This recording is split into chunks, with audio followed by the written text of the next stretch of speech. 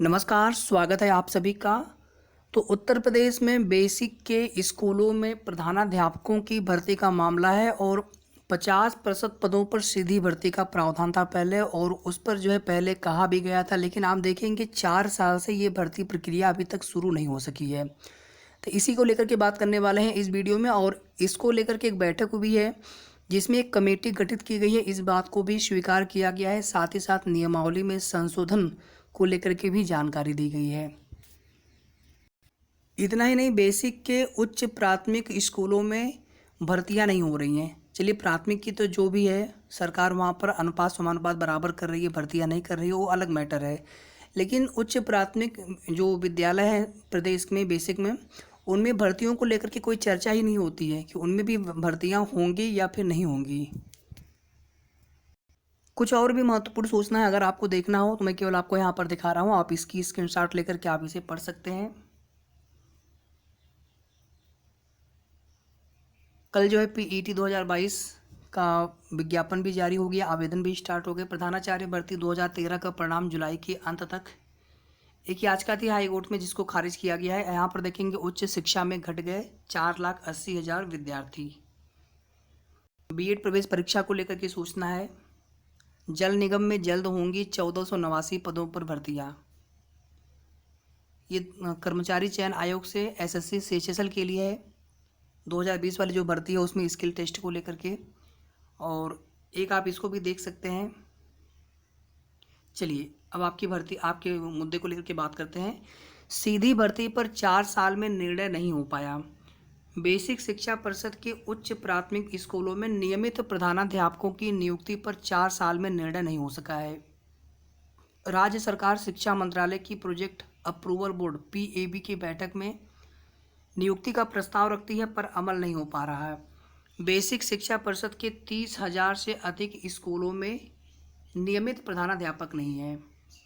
अफसरों ने वरिष्ठतम शिक्षकों को प्रभार सौंपा है। आरटीई मानकों के अनुसार स्कूलों में शिक्षक नहीं है।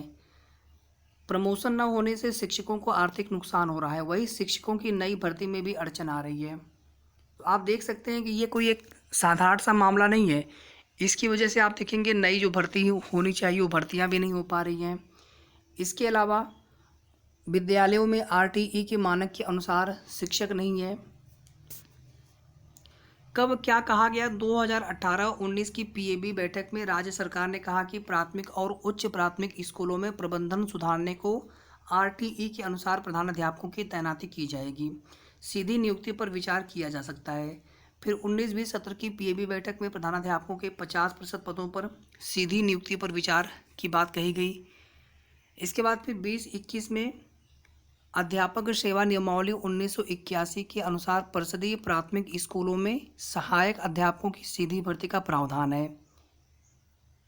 प्रधानाध्यापकों के पद प्रमोशन से भरे जाते हैं, हालांकि 50% पदों पर सीधी नियुक्ति पर विचार किया जा सकता है। 2021-22 की बैठक में फिर प्रधानाध्यापकों के 50% पदों पर सीधी नियुक्ति के लिए वर्तमान नियमों में संशोधन पर चर्चा हुई। इस पर शिक्षा विभाग के अफसरों ने बताया कि प्रथम चरण में उच्च प्राथमिक स्कूलों के 40% पद भरने के लिए विभागीय परीक्षा का प्रस्ताव रखा है।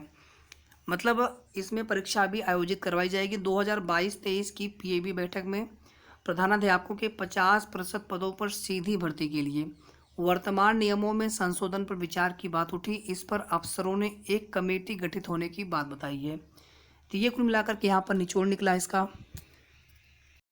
सरकार की मंशा होनी चाहिए उच्च प्राथमिक विद्यालयों में भी जो शिक्षकों के पद खाली है उन पदों को भरा जाए। कम से कम 50% जो पद हैं, सारे पद अगर आप प्रमोशन से भर देंगे तो मतलब क्या है? फिर वैकेंसीज का क्या मतलब है? यूपी टेट जूनियर कराने का, सी टेट जूनियर कराने का।